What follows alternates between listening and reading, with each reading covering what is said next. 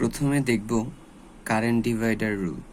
তো এই কোশ্চেনটাতে বলছে find current I1 and I2 of the following circuit. That means নিচের সার্কিটের I1 এটা এই কারেন্টটা এবং I2 এই কারেন্টটা, এদের মান বের করতে হবে। তো এই জায়গায় এটা হচ্ছে একটা কারেন্ট সোর্স, এটা একটা কারেন্ট সোর্স যেখানে এটার মান 20 মিলি অ্যাম্পিয়ার। দ্যাট মিন্স এদিক দিয়ে যে কারেন্টটা যাচ্ছে সেটার পরিমাণ 20 মিলি অ্যাম্পিয়ার। সেই কারেন্টটা এই জায়গায় এসে দুইটা ভাগে ভাগ হয়ে যাচ্ছে, ভাগ হয়ে কিছুটা এদিক দিয়ে যাচ্ছে, কিছুটা এদিক দিয়ে যাচ্ছে। দ্যাট মিন্স কারেন্ট চলাচলের এখানে দুইটা পথ তৈরি হয়েছে। তো আমরা জানি যদি কারেন্ট চলাচলের এরকম একটার বেশি পথ থাকে তাহলে সেটা হচ্ছে প্যারালাল সার্কিট। তার মানে এই সার্কিটটা হচ্ছে একটা প্যারালাল সার্কিট। এখানে এই যে রেজিস্টরটা, এটার মান 6 কিলো ওহম, এই রেজিস্টরটার মান 4 কিলো ওহম। তো আমরা যদি সলিউশন করি,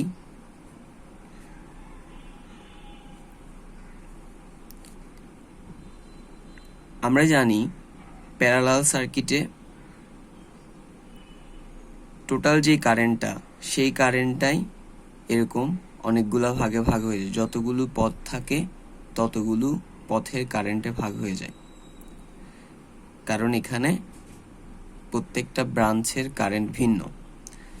তো আমি প্রথমে যদি I1 বের করি, I1 বের করার সূত্র হচ্ছে টোটাল যে কারেন্টটা আছে সেই কারেন্টটাই তো দুইটা ভাগে ভাগ হয়ে যাচ্ছে। তো সূত্র হচ্ছে আমি I1 বের করব, তাহলে টোটাল কারেন্ট I ইন্টু যেই ব্রাঞ্চের কারেন্ট বের করব তার অপোজিট ব্রাঞ্চগুলোর রেজিস্ট্যান্স। যেহেতু আমি I1 এর কারেন্ট, এই R1 এর কারেন্ট I1 বের করব, তাই আমাকে এখানে উপরে রেজিস্ট্যান্স ইউজ করতে হবে এটা ছাড়া ভিন্ন যে শাখাটা আছে, দ্যাট মিন্স R2, সেটার রেজিস্ট্যান্স। আর নিচে সবগুলো রেজিস্ট্যান্সের যোগফল, that means R1 plus R2। তো আমি যদি এবার মান বসাই, তাহলে I এর পরিমাণ 20 মিলি অ্যাম্পিয়ার, আরও R2 এর পরিমাণ হচ্ছে 4 কিলো ওহম, R1 এর পরিমাণ 6 কিলো ওহম, R2 এর পরিমাণ যোগ 4 কিলো ওহম।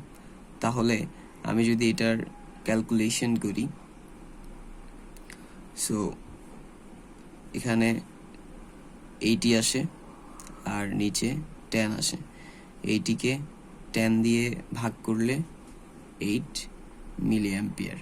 একটা জিনিস খেয়াল রাখতে হবে যে আমি এই জায়গায় এই যে কারেন্ট মিলি অ্যাম্পিয়ারে আছে সেটাকে চেঞ্জ করি নাই, মিলি অ্যাম্পিয়ারে রাখছি, অ্যাম্পিয়ারে নিয়ে যাই নাই। রেজিস্ট্যান্স 4 কিলো ওহমে আছে, আমি এটাকে কিলো ওহমে রাখছি, ওহমে নিয়ে যাই নাই। তার কারণ কি? কারণ যেহেতু কারেন্ট মিলি আর রেজিস্ট্যান্স কিলো, দুটোটা কাটাকাটি গেলে কিন্তু ওই বিষয়টা আর হিসাব করা লাগে না, ঠিক আছে?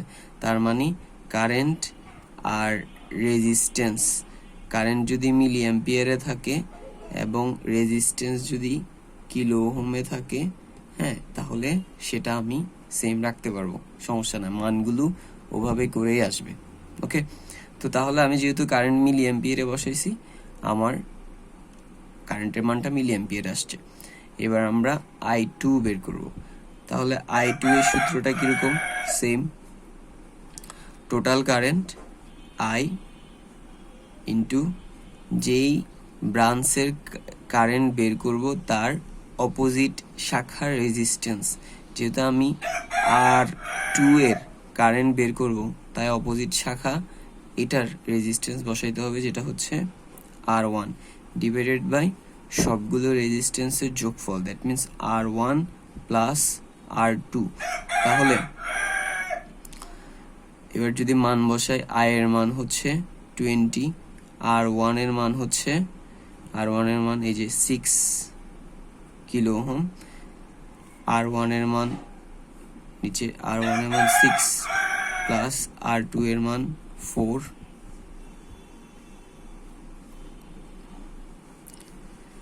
তাহলে 6 দুগুণা 12, 120, আর নিচে হচ্ছে 10। তাহলে 120 কে 10 দিয়ে ভাগ করলে 12 মিলি অ্যাম্পিয়ার। সো এই হচ্ছে বিষয়। দ্যাট মিনস I1 এর মান 8 মিলি অ্যাম্পিয়ার, I2 এর মান 12 মিলি অ্যাম্পিয়ার। আর সূত্রটা কিরকম? প্যারালাল সার্কিটেই, রিমেম্বার যে প্যারালাল সার্কিটেই কারেন্ট ডিভাইডার রুল অ্যাপ্লাই হবে, কারণ প্যারালাল সার্কিটেই কারেন্টটা এরকম ভাগ হয়ে যায়, ভোল্টেজ কিন্তু সেম থাকে। আর সূত্র হচ্ছে, আমি যেই ব্রাঞ্চের কারেন্ট বের করব সেটার ক্ষেত্রে equal total current into opposite শাখার, আর ওয়ানের কারেন্ট বের করবো, সো অপোজিট শাখার রেজিস্ট্যান্স ডিভাইডেড বাই সবগুলো রেজিস্ট্যান্সের যোগফল। ঠিক আছে, মানে যার বের করব তার এবং ভিন্ন শাখাগুলোর রেজিস্ট্যান্সের যোগফল। এবার দেখব ভোল্টেজ ডিভাইডার রুল। এখানে বলছে find voltage V1 and V2 of the following circuit. এই জায়গায় এটা একটা ভোল্টেজ সোর্স, এটা হচ্ছে ভোল্টেজ সোর্স,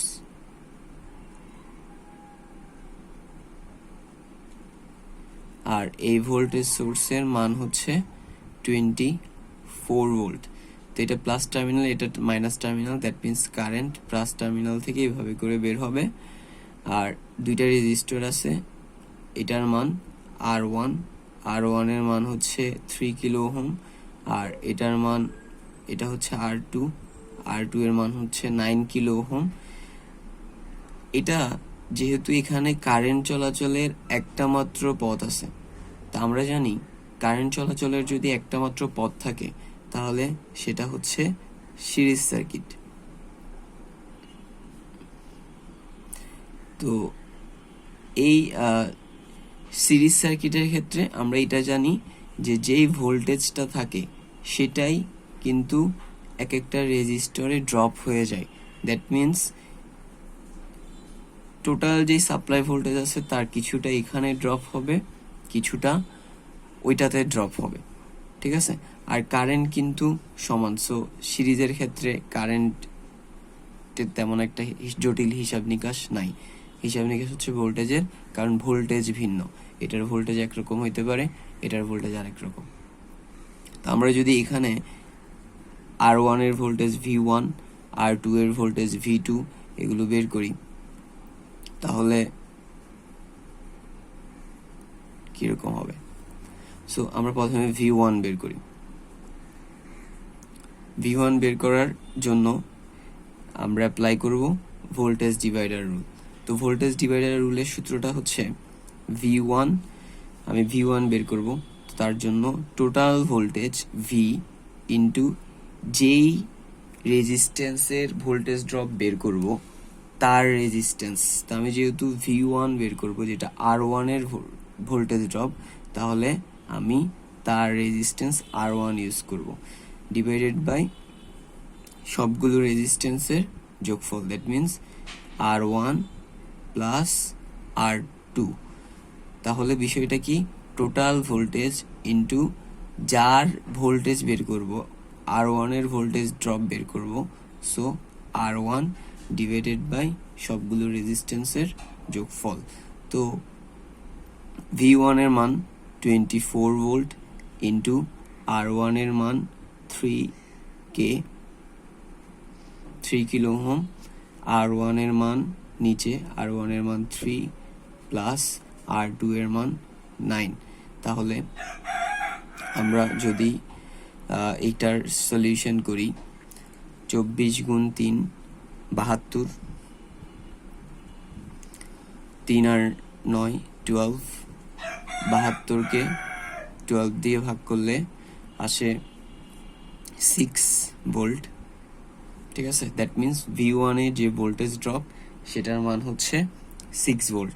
এবার যদি আমরা V2 বের করি তাহলে সেক্ষেত্রে same total voltage V into যেই রেজিস্টরের ভোল্টেজ ড্রপ বের করব, তো এখানে R2 এর ভোল্টেজ ড্রপ বের করব, that means R2 divided by সবগুলো রেজিস্টরের যোগফল R1 plus R2 equal V এর মান 24 ভোল্ট ইন্টু R2 এর মান 9, R1 এর মান 3 প্লাস R2 এর মান হচ্ছে 9।